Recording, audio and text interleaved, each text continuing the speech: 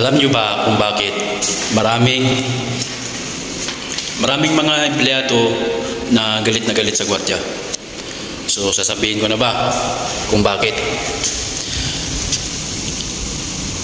Sa mga baguhan dyan, so maraming mga nakakaranas ng ganito na parang ang baba ng tingin sa security guard dahil porkit bago, dahil porkit bagong mukha, bagong hawak ng baril, bagong suot ng uniform, porket ang tingin nila sa mga security guard sa atin ay mga walang alam. Okay?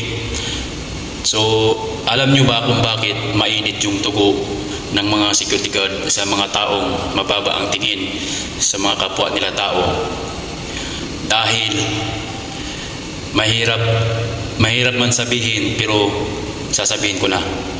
Alam nyo kung bakit? Dahil sa lahat ng uri ng trabaho ng tao meron dito sa mundo ay mataas ang sahod ng isang security guard dahil ang trabaho natin ay 12 hours. Talagang malaki nga naman ang sasahurin natin kasi 12 hours yung trabaho natin. Tapos yung ibang empleyado 8 hours lang. So magkano lang yung 8 hours? So kung mag 12 oras din sila, pero malabo nang mangyari yun.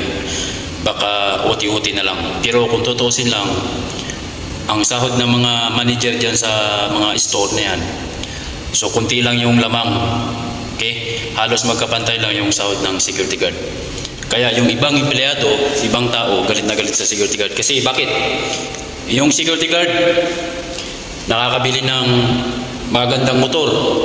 So yung ibang empleyado, dadaan muna sa ano yan, sa mga pag-iipon, ipon hanggang sa makabili.